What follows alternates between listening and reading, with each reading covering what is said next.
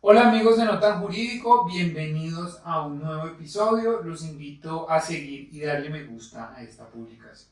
Hoy hablaremos sobre las facultades jurisdiccionales de las autoridades administrativas, están o no en crisis, cuáles son las críticas y las recomendaciones, además de sus características. Este tema se está discutiendo actualmente con muchísima intensidad como consecuencia de la expedición de la resolución 18987 de 2024 de la Superintendencia de Industria y Comercio, en donde suspendió los términos de los procesos adelantados por la Delegatura para Asuntos Jurisdiccionales del 24 de abril al 10 de junio, suspendiendo también la recepción, radicación, reparto y trámite de nuevas demandas en los temas que conoce la Superintendencia en facultades jurisdiccionales que son consumidor, competencia desleal y propiedad industrial.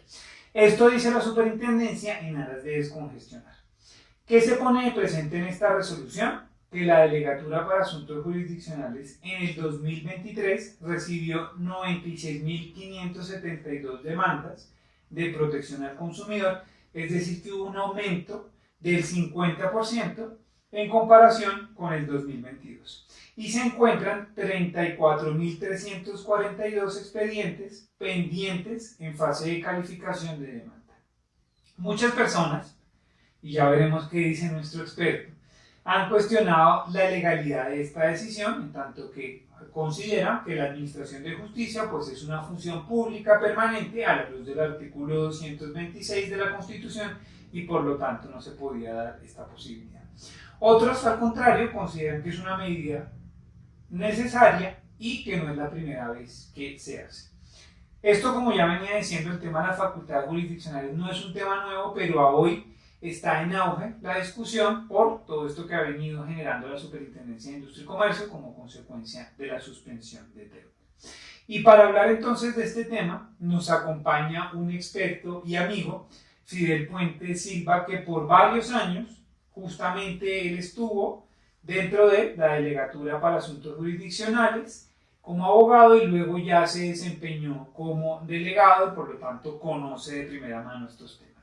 Fidel es abogado, especialista en Derecho Financiero y Derecho Comercial de la Universidad de Rosario. Además tiene un máster en Propiedad Intelectual e Industrial y se desempeñó, como les venía contando, como superintendente delegado para asuntos jurisdiccionales y para la protección del consumidor de la Superintendencia de Industria y Comercio. Profesor de posgrado del Departamento de Derecho Procesal de la Universidad Externa de Colombia, del Departamento de Derecho Económico de la Universidad Javeriana, entre muchas otras. Bienvenido, Fidel, a Notan Jurídico. Jairo, muchas gracias. Un cordial saludo para usted, para todos los que nos escuchan. Para mí es un privilegio y una satisfacción personal que usted me invite a su programa. Muchas gracias. Bueno, háblenos entonces un poquito del tema de las facultades jurisdiccionales de las autoridades administrativas.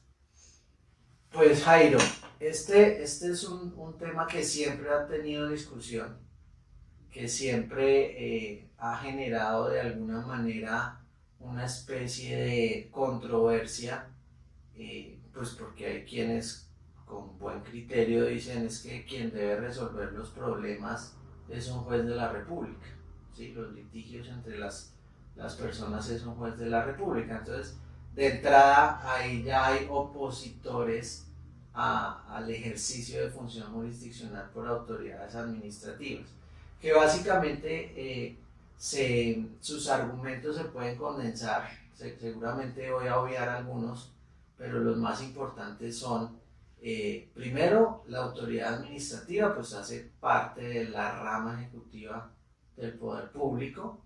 Segundo, son cargos que pone el presidente, digamos, según su ideología, según sus creencias, según el momento político del momento pues, que atraviesa el país en ese preciso momento, y hasta qué punto esas decisiones que toman esas autoridades tendrán o no la influencia de carácter político. Ese digamos creo que es el principal enemigo o el principal argumento en contra de las funciones jurisdiccionales. Y el otro lado de la moneda es necesitamos que haya funciones jurisdiccionales. Entonces yo creo que la discusión acá no es si es constitucional o no, porque eso ya está zanjado desde el artículo 116, ya está claro que sí se puede. Acá el tema es para qué son esas funciones jurisdiccionales y cuál es el propósito. Y pues ya la Corte ha hablado sobre el principio de asignación eficiente de las competencias y digamos que de alguna manera ha tratado como de zanjar esa discusión. La crisis actual... Ya, pero un segundo me va a dejar aquí en 5 minutos sin tema.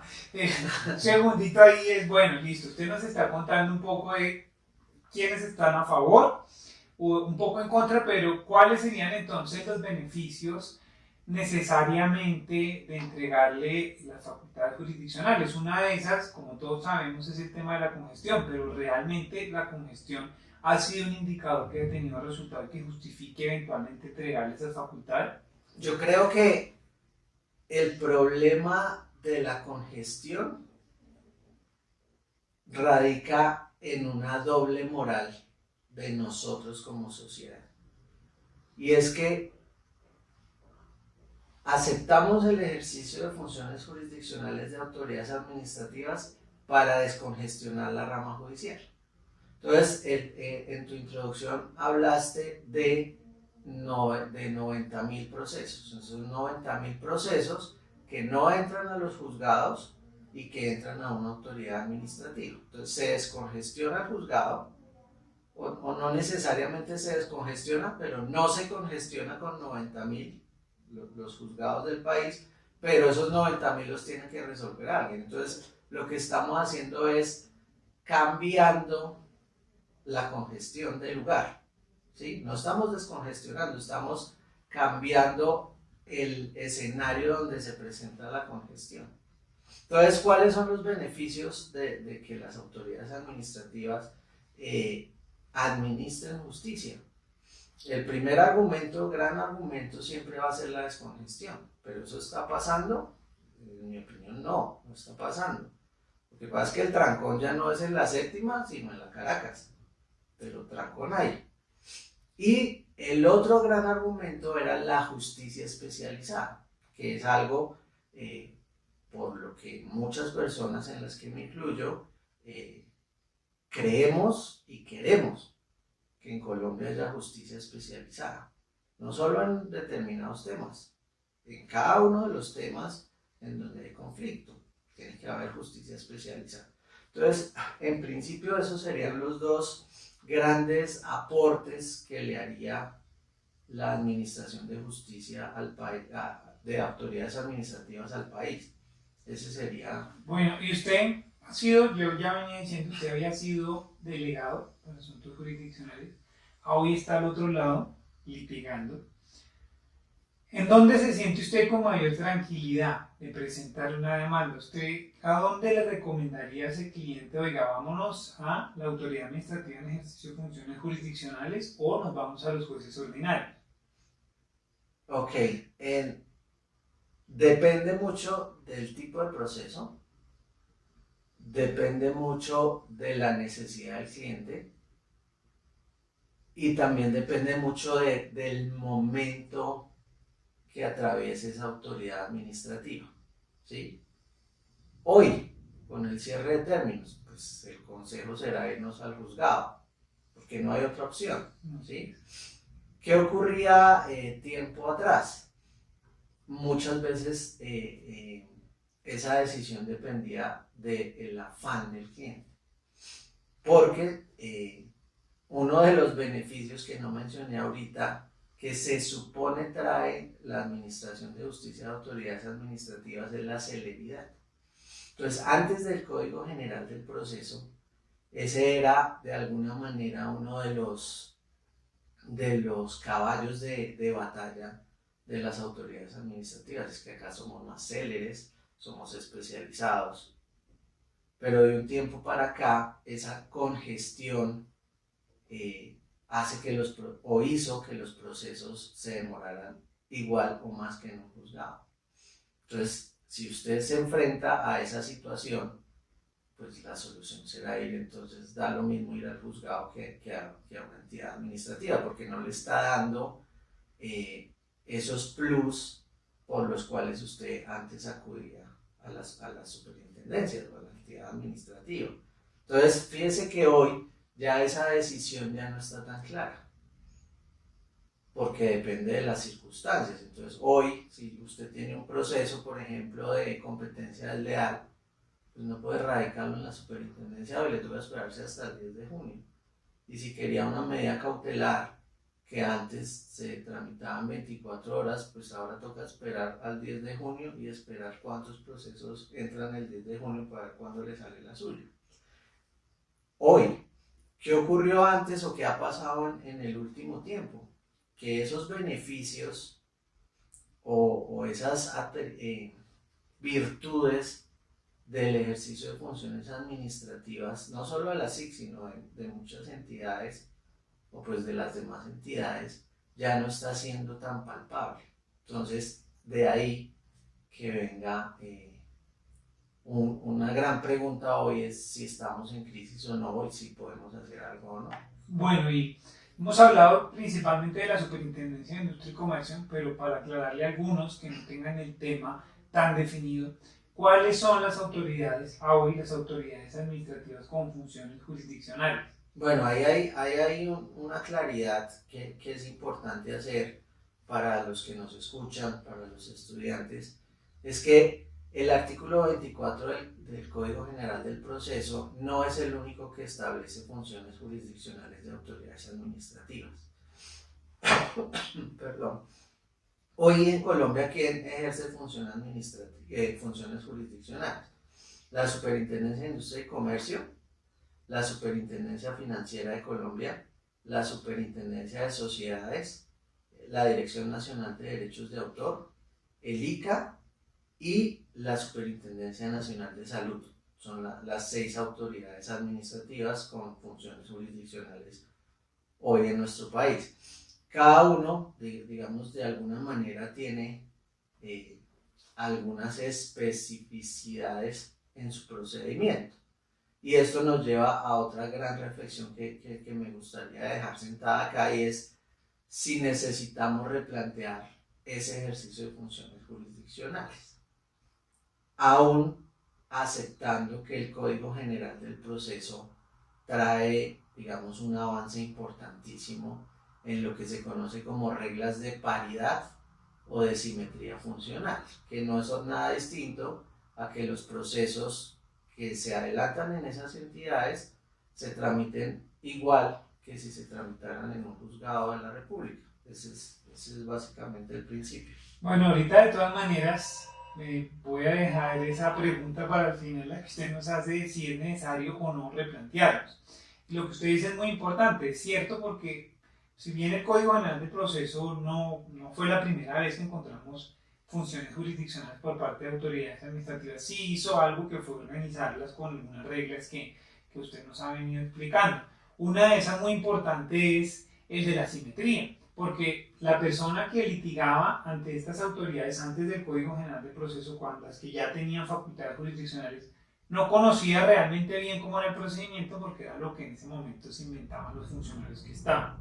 Mientras que hoy, pues ya sabemos que si me voy ante el juez ordinario o ante la autoridad administrativa en ejercicio de funciones jurisdiccionales, pues deben tramitar el procedimiento por las mismas vías, etcétera, etcétera, salvo algunos puntos que me imagino hablaremos en el momento de replantear. Bueno, ¿y cómo termina usted en esta delegatura y justamente ejerciendo funciones jurisdiccionales dentro de una autoridad administrativa?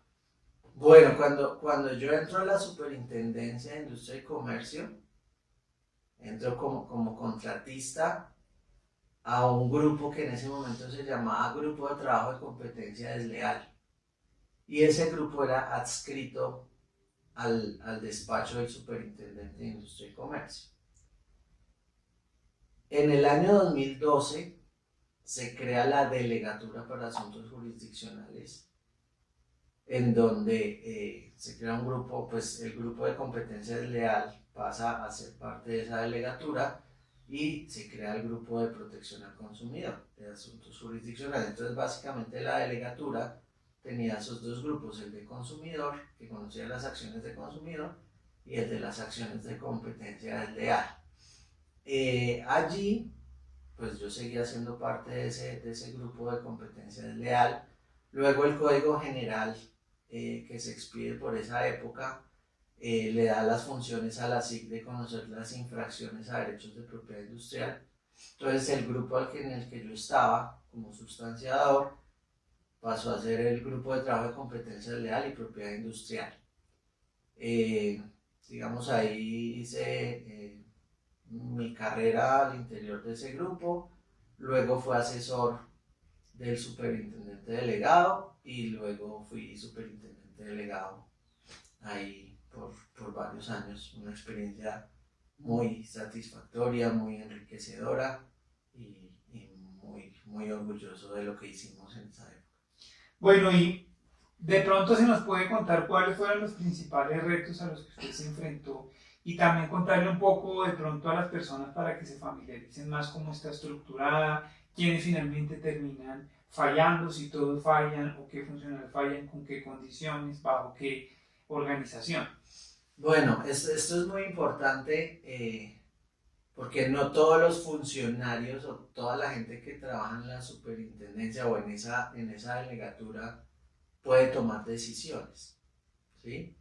Entonces, para ir por partes a su pregunta, los principales retos que tuvimos, mantener esos principios que rigen la administración de justicia por parte de esas entidades, descongestión, calidad, digamos, especialidad en los temas, y pues eso fue a lo que nos enfrentamos. Entonces, en esa época llegaban 40.000 demandas al año.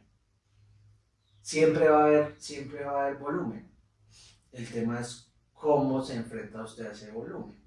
Y pues la primera regla, creo yo, para adoptar decisiones y formular estrategias de descongestión, pues es saber qué se tiene, ¿no?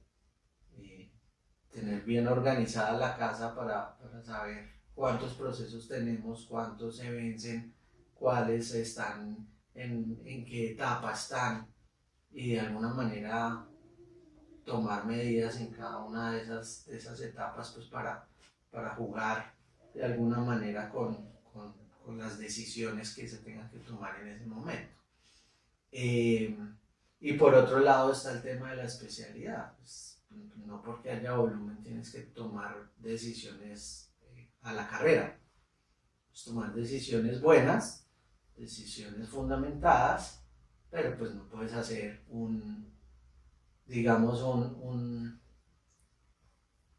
una decisión de alguna manera bastante doctrinal, por ejemplo.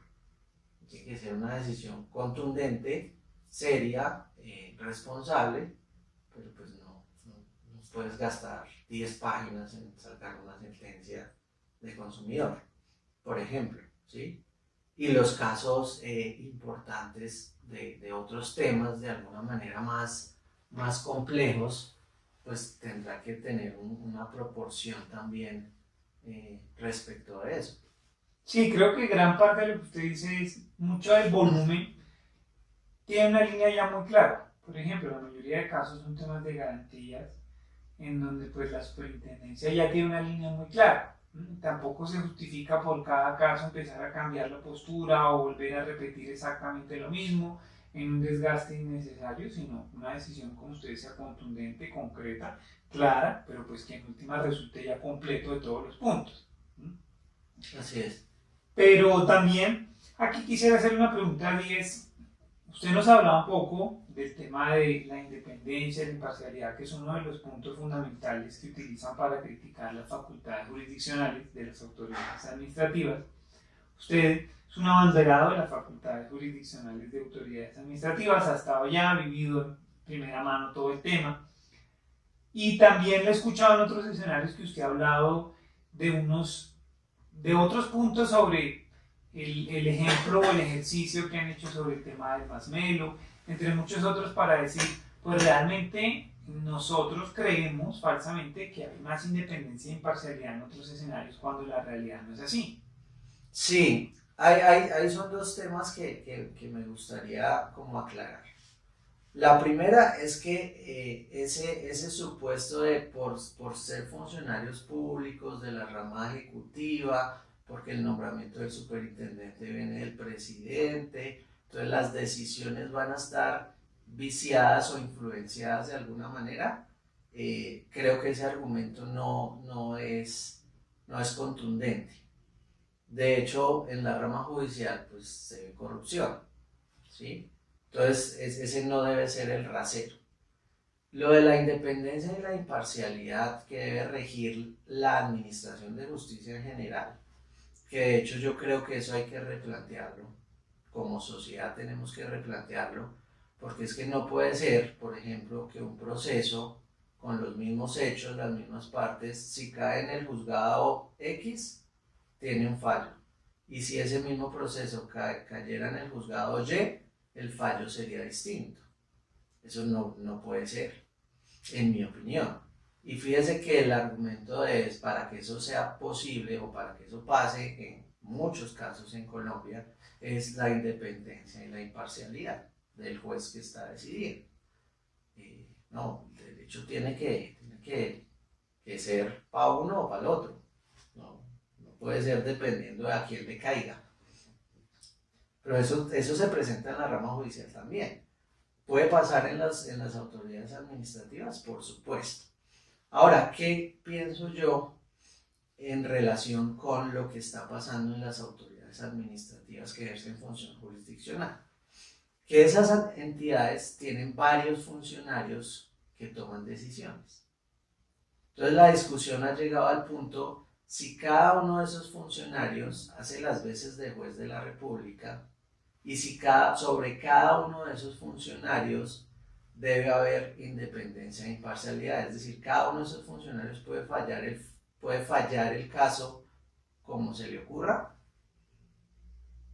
Y acá mi reflexión es la siguiente, y es que no, porque es que el ejercicio de la función jurisdiccional es de la entidad, no de Pedro, de Juan o María, sino de la superintendencia o de la dirección de derechos de autor. Luego, la posición sí debe ser de entidad, no de cada uno de los funcionarios. Ese es un tema que sería muy interesante de discutir y, digamos, de aclarar de alguna manera vía decisiones, puede ser de la Corte. Bueno, y la pregunta del tema de hoy, y ya vamos a hablar un poco del tema de la suspensión de la superintendencia, pero ¿usted cree que a hoy están sufriendo las autoridades administrativas en ejercicio de funciones jurisdiccionales una crisis? Y si sí estamos frente a una crisis, entonces deberíamos volver solamente al escenario en donde se las entregamos a los jueces. Jairo, yo creo que la crisis no es de hoy, o sea, la crisis lleva mucho tiempo, entendiendo crisis como pues un momento de dificultad, ¿sí?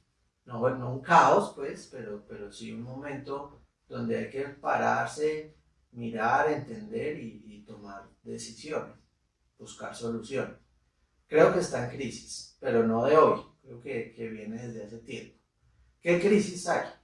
La congestión es una crisis y algo que me preocupa mucho últimamente y es las reglas de paridad o de simetría funcional, y es que aquí es donde vamos a hablar de cómo se va a replantear. En mi ejercicio, no, es como ver algo que he visto ahora, digamos, desde este lado de la barrera. He visto que las autoridades administrativas que ejercen función jurisdiccional, cada uno lo hace a su manera, no necesariamente bien o mal, sino a su manera. Pero sí ha advertido pues, que eso rompe el principio de simetría funcional. Entonces, ¿qué pasa? Si usted va y litiga en la superintendencia financiera, entonces allá, por ejemplo, lo citan a una audiencia de conciliación, pero no agotan el 372 ahí, sino es una audiencia, ¿se acuerda la del 101 del Código de Procedimiento Civil? Entonces allá hacen una audiencia de conciliación y después sí citan a audiencia inicial, por ejemplo. Entonces, si usted va al juzgado lo citan de una vez a audiencia inicial. Entonces, fíjense que esa simetría no está tan clara. Y con lo que, digamos, con la introducción o lo que genera este conversatorio, de alguna manera es, si yo voy hoy a un juzgado a presentar una demanda de protección al consumidor o de competencia desleal o de infracción de derechos de propiedad industrial, en el juzgado me la reciben. Pero si voy a la SIC hoy, no, porque hay cierre de términos. Entonces, ¿cómo jugamos en esas reglas de paridad? Pues no estamos jugando en el mismo escenario. ¿Ya? Entonces, si yo quería presentar la demanda en la SIC, no puedo, porque cerraron términos. Habían incluso otras de las reglas que usted habla que son diferenciales, por ejemplo, el tema de la radicación, el horario de radicación. La gran mayoría entiende, como está en el Código General de Proceso, que es hasta el momento del cierre de la atención, pero entonces, ¿qué estaba pasando aquí? Algunas autoridades, por ejemplo, atendían hasta las 4:30. Entonces, si usted radicaba después de 4:30, nada que hacer. Pero había otras que incluso están dando la visión de no, pues usted puede radicar hasta antes de las 10 de noche. Exactamente. Todo esto en ejercicio de facultades jurisdiccionales con posturas distintas. Y también cuando se vino el decreto 806 y luego pues ya la 2213 también se inventaron unos protocolos para presentar las demandas con ciertas características, etcétera, etcétera. Entonces cada uno sí, pues dentro del margen me parece a mí de lo que pueden hacer, pues tienen algunas diferencias. Y hay otra cosa, perdónenme, lo interrumpo, eso es gravísimo para el cómputo de términos. Entonces, cada uno, dependiendo de donde le toque, uno mira cómo contabiliza los términos. Entonces, todas esas cosas que parecen insignificantes, en mi opinión, no lo son. Son situaciones graves que afectan el derecho de acceso a la justicia, ¿cierto? Y el derecho a un debido proceso. Entonces, todas esas diferencias, pues hay que arreglarlas, hay que ajustarlas. En la Superintendencia de Sociedades hay, como son jueces, únicos jueces, digamos, por ejemplo en insolvencia, entonces allá no corren términos. Entonces ahí 121 no existe, por ejemplo. Entonces fíjense cómo son cosas, particularidades de cada una de esas entidades en donde no podemos dejarlo a que el abogado sepa cada una de las particularidades de cada entidad. Pues lo que pasa son las reglas de paridad. Entonces, que las autoridades administrativas también tienen que descansar y también tienen que hacer inventario y lo que sea. Ok, entonces háganlo en la vacancia judicial. Por ejemplo, es una propuesta que se me ocurre, ¿sí? Pero entonces como cada funcionario no trabaja en la rama, sino trabaja en una entidad administrativa y hay que planear las vacaciones y todo ese tipo de cosas, eso es lo que en la práctica se dificulta, pero no puede ser que yo no pueda presentar una demanda hoy porque cerraron el despacho para contar cuántos procesos tienen. Eso me parece gravísimo. Bueno, ya entonces entrando en el tema, ¿usted qué opina de la reciente suspensión de la Superintendencia de Industria y Comercio? Y bueno, esa inhabilitación temporal de erradicación de demandas. Yo opino que si eso se dio es porque necesitan confirmar cuántos procesos tienen. No veo otra razón. Una medida de descongestión no puede ser parar el tráfico. Si hay un trancón en la séptima, la solución no es que no pasen más carros por la séptima entre un horario. Sí, esa no puede ser la solución, porque eso lo que hace es retrasar la congestión, no descongestiona. Entonces, si usted mira la resolución, dice, vamos a detener el ingreso de procesos para ponernos al día de alguna manera. O si es para saber cuántos procesos tenemos, entonces viene a hacer un inventario, a mirar qué tenemos. Pero pues no creo que esa sea o sea, creo que si la decisión se tomó es porque es una medida desesperada. Cerrar un despacho de abril a junio, 2 meses, que no es normal que eso suceda. Pues espérese a vacancia judicial. Si no se podían esperar, pues es porque necesitan hacerlo rápido. Creo que la decisión es más como desesperada, pero pues por supuesto sí creo que afecta el acceso a la administración de justicia. Yo como autoridad administrativa en ejercicio de función jurisdiccional puedo decidir cuándo acepto y cuándo no acepto demandas. En mi opinión no, porque incluso el 24 del Código General del Proceso habla de esa posibilidad que les daba a las entidades de ir diciéndole a los usuarios cuántos procesos iban a recibir, pero eso es a principio de año. Entonces creo que es una decisión que tocaba tomarla, me imagino, una decisión desesperada, pero sí creo que no es una decisión conveniente, ni jurídica, ni políticamente. La SIC en algún momento, lo que usted recuerde, había tenido una suspensión de estas características para hacer frente a la congestión o para depurar de pronto algunas decisiones o algo por el estilo. Mire, que yo recuerde, sí han habido cierres de términos.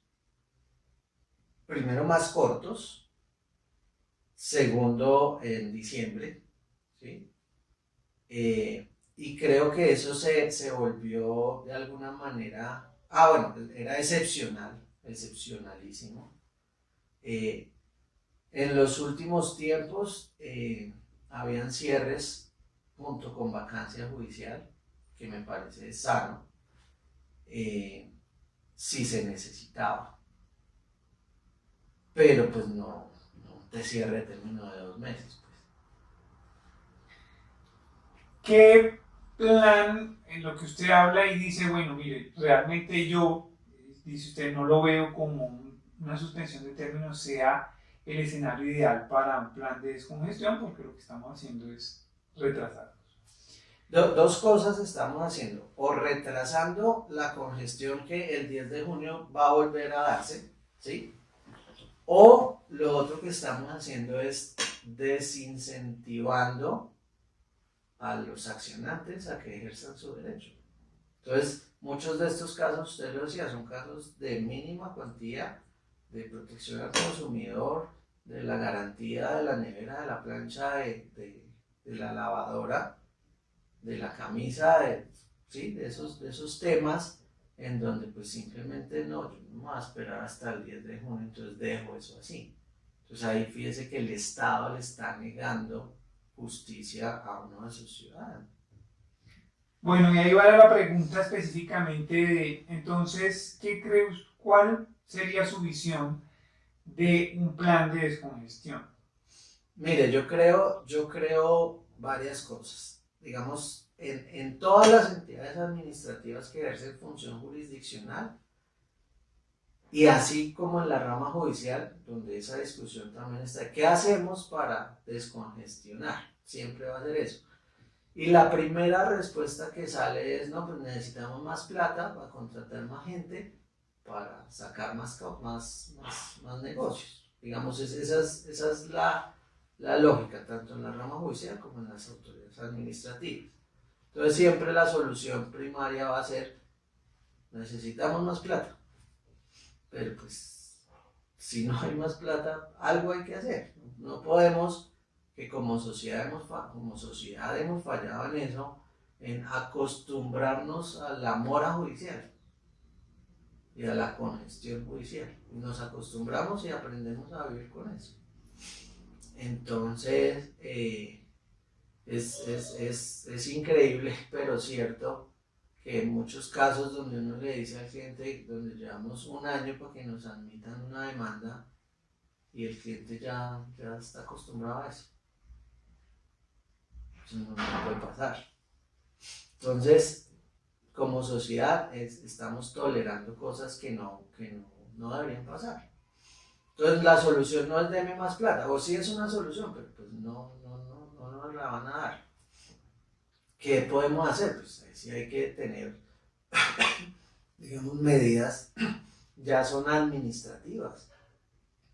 Y de esto, tanto la rama judicial como las autoridades administrativas que ejercen función jurisdiccional tienen mucho que aprender del sector privado, de las empresas.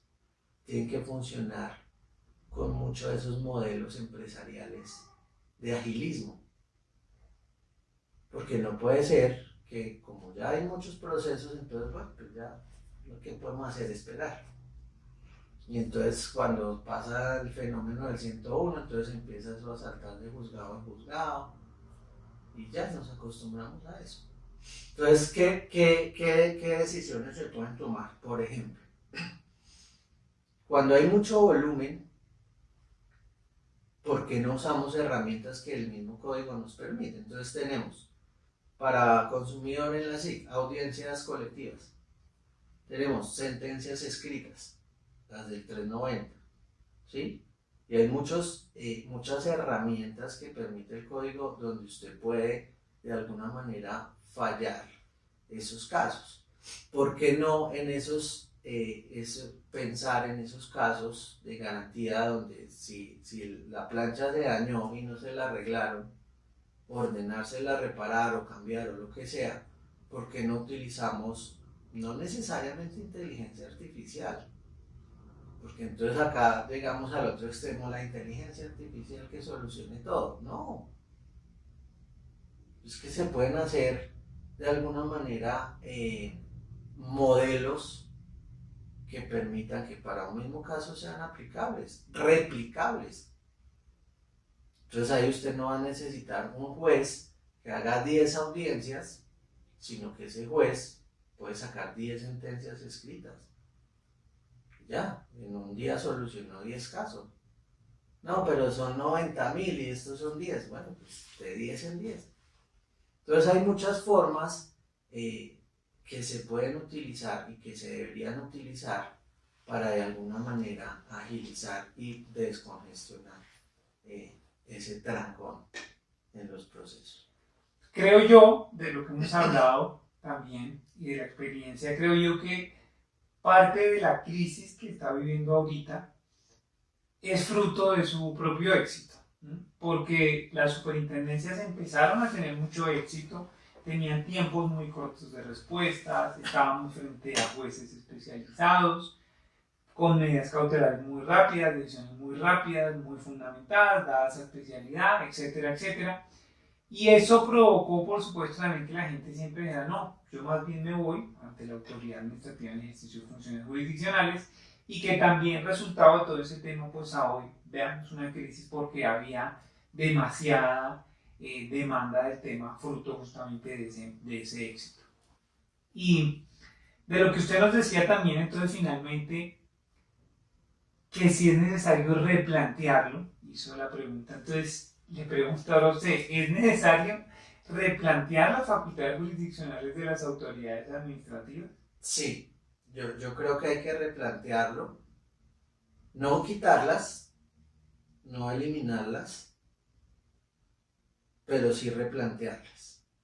Y creo que la discusión hoy sobre la mesa debe estar dirigida a las reglas de paridad y a la simetría funcional.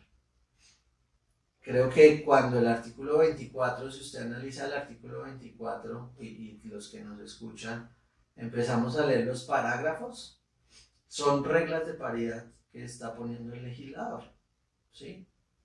Pero se quedan cortas hoy en la práctica.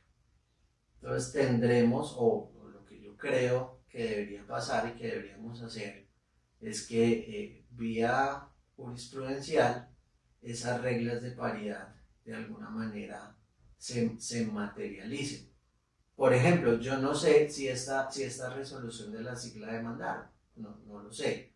Supondría que sí, pero no lo sé. Pero este sería un gran escenario, por ejemplo, para que vía sentencia de Consejo de Estado podría ser, donde diga si esos cierres de términos deberían compaginar, por ejemplo, con la vacancia judicial. Sería una regla de paridad donde se plantearía eso. Vamos a ver. Bueno, ¿y alguna otra reflexión de todo lo que hemos hablado ahorita?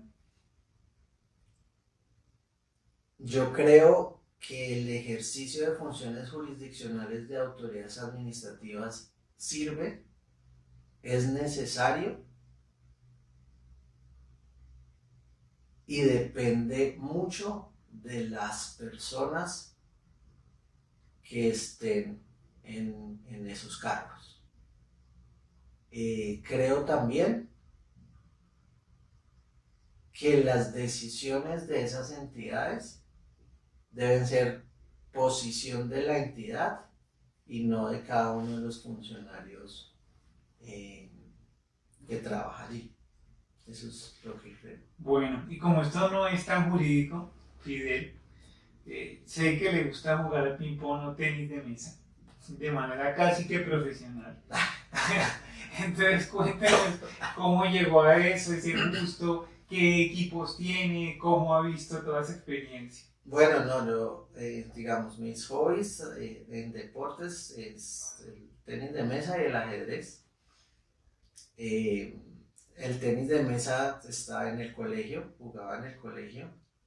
Tenía un grupo de amigos con los que jugamos tenis de mesa, participé en intercolegiados y después me volví juez de la liga de tenis de mesa, pero después del colegio dejé de jugar y hasta hace 2 o 3 años me volví a encontrar con un amigo de esa época y volvimos a retomar la práctica del deporte y pues ahí vamos. Entonces uno se engoma y pues me compré tenis, la raqueta pues, y ahí es una buena terapia para desestresarse del trabajo. ¿Le ha ido a competencias?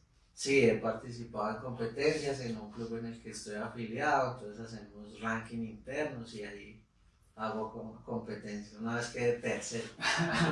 Bueno, poco a poco. Vamos, ahí vamos. Bueno, no, muchas gracias, Fidel. Y muchas gracias a todos los que nos acompañan. Nos vemos en el siguiente episodio de este viaje llamado No Tan Jurídico. Gracias, Jairo, y gracias a todos.